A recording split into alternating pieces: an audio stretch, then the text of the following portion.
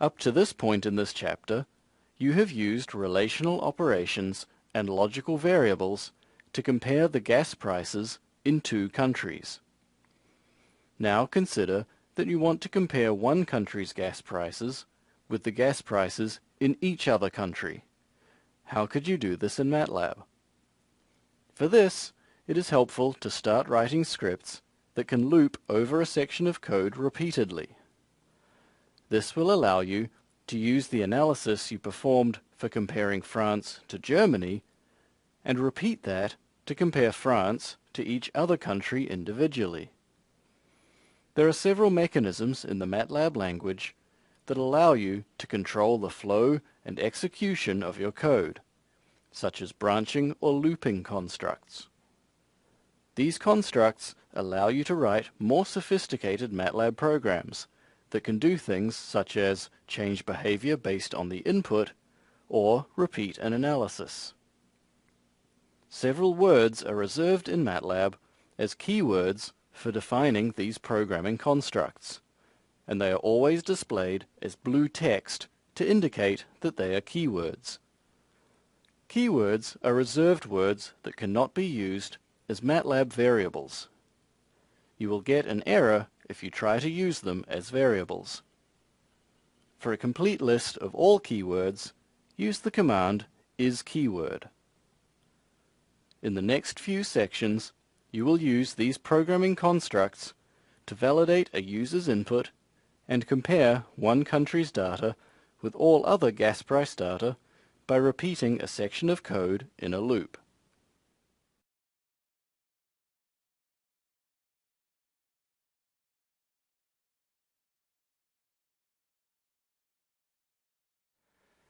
In your gas price data analysis script, you have a snippet of code that finds a country's gas price data based on the name of the country. However, currently your code assumes that the name of the country that is specified will actually exist in the dataset. What would happen if the country does not exist in the dataset? To handle this scenario, you can provide a check to ensure that the country data is not empty after running this piece of code.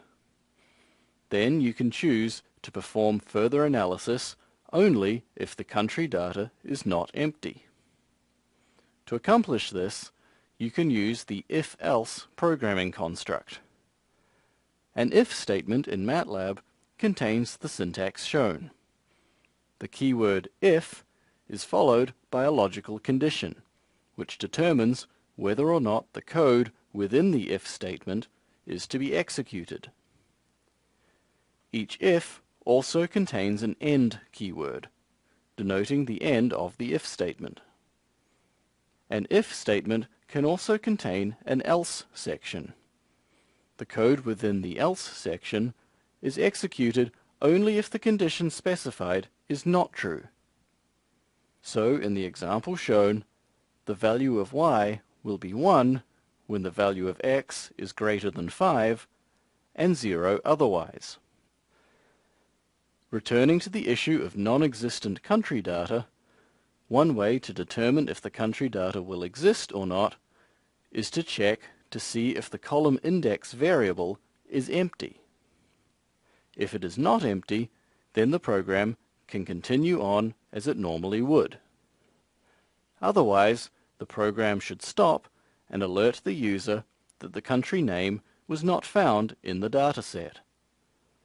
You can use the isEmpty function to determine if an array is empty or not, and the not operator, or tilde, to negate that result. Thus, the if statement shown executes the if branch of code only when the column index array is not empty. What should you do when the country data is not found? In this case, you want to alert the user of this. So for now, you can use the disp function to display a message in the command window. The script you have been working on is shown. You can modify it with the if statement discussed. After modifications, your script should still function correctly with correct country names. but it should display some text in the command window indicating if a country name is incorrect. To test the script, first you can change the country name to something that does not exist. Then you can run the script to see the results. Here, in addition to your disp command, you also see an error message. This makes your disp command hard to see. You can fix this later using your own custom error messages. Also, note that there are programming constructs in addition to if-else that perform similar functions. For example, if-else is similar to a general if-else, but allows you to have multiple mutually exclusive branches. Additionally, you can nest if-else constructs to achieve a similar result. Consider now that you want to extend your script so that you do not just analyze the test country against the France gas price data, but instead you analyze the test country against all other countries. How could you do this in an automated manner? For applications where you need to execute a block of code over and over again, you can create a loop in your code. One way to create a loop is using a for loop. A for loop in MATLAB is a loop that will execute a specific number of times. A for loop is specified with a loop counter and a vector. The counter iterates through the vector, assuming the value of each sequential element as the loop code executes. The for loop shown here would cause the loop code to execute 3 times. Once where I equals 1, next with I equals 5, and finally with I equals 10. Typically, you will encounter for loops being written with the vector specified using the colon notation, as shown here. Recall that both the syntax 1:10 and 1:3:10 produce vectors that start at 1 and end at 10. The syntax on the left is especially useful if you want to use the loop counter I as an index into other vectors. For instance, say you have a vector f containing 4 elements, and you want to execute a block of code with each of those elements. For this, you can write a for loop with a loop counter I that goes from 1 to 4, and then you can use I as an index into the vector f at each iteration. Now, what if you modified f so that it had 5 elements? In that case, prior to running the script, you would have to change the loop counter to go to 5, not 4. You can avoid having to manually change the final value of the loop counter by programmatically obtaining the length of the vector. To do this, you can use the length function. The length function returns the maximum dimension of an array, so for a vector, it will always return the length of the vector. Now, regardless of the size of f, the for loop will iterate over all of the elements within f. At this point, you are ready to modify your gas price analysis script so that the analysis is performed between the test country and all other countries.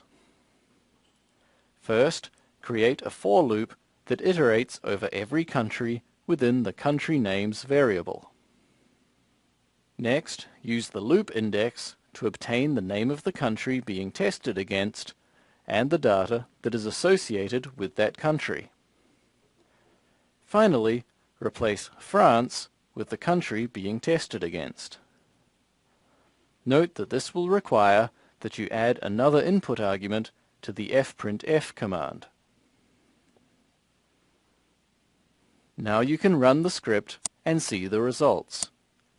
You now have a script that you can use to quickly compare any country's gas price data against all others.